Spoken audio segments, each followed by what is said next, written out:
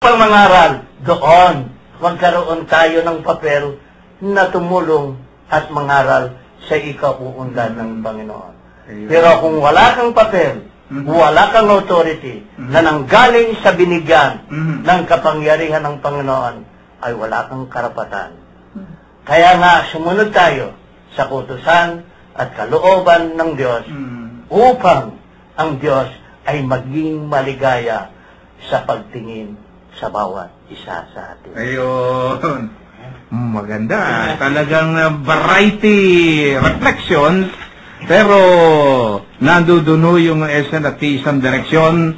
Maganda ho ang tinutukoy ng atin hong ang bautismo si Jesus. Ito ho kasi, alam ho natin, ito naman ho, hindi kaila sa inyo, na marami ho tayong mga kapatid na meron hong kani-kanyang mga bautismo na sinasagawa. Meron nga hong yung sinasabi ni Kuya Ben, nahawakan yung ilong.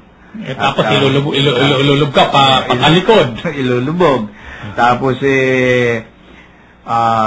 tama yung kasi yung sanggol. Siyempre nga naman kung mamamatay yung Kuya Ben, paano kung hindi mo yun na kuwan man lamang, nabuhusan ng tubig? Saan ka mapupunta? Oo, yun may kasalanan ng mana siya. May kasalanan ng mana. Totoo, kaya pala yung mga matatanda sa probinsya, kapag ka walang talaga yung pinakamatanda na nagbabautismo o pare, kung sino yung siyang pinakamatanda ron, bubuhusan. Emergency cases yan eh. Meron kang authority na. Ayun. Emergency cases yan. Tama, yun ang Case to case. nasasabihin ng pagka yung sanggol pa, kaanak lamang, nasa sa bahay, nawala ng buhay, sasabihin agad ng mga matatanda, o tawagin mo si gano'n at yun kung delikado yung bata, kailangan. Kasi sabi ko nga Kuya Bert, mayroong 5 kasing bunga yung bautismong iniutos ng ating Panginoon. At yung 5 napakahalaga. Sa pamamagitan noon, talakay na natin ito, sa pamamagitan kasi ng binyag, nagiging kang ampung anak ng Diyos. Doon ka lamang magiging ampung anak eh. Pero pag hindi ka nabautis, wala kang ugnay eh. Wala kang kaugnayan. So kung nagiging lamang may kaugnayan sa Diyos, kapag nabautis man, dahil nagiging ang ampung anak ng Diyos.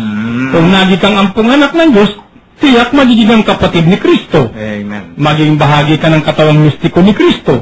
Tagapagmana ka na ngayon ng kanyang kaharian. Kasi doon ka lang nagkakaroon din ng karapatan eh.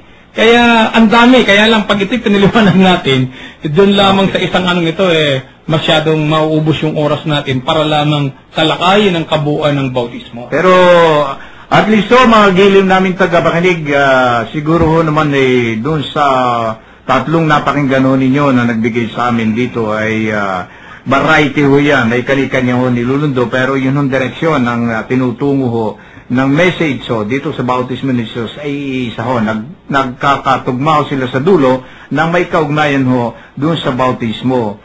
At yung mga kapatid natin na yung talagang ang kanilang paniniwala ay kinakailangan malaki ka na bago ka bautismohan, nakapakinig ka na raw muna ng aral, sabing ganon, ay naipaliwanag naman ho sa inyo siguro ni Kuya Bert, ni Kuya Ben at ni Kuya Joe.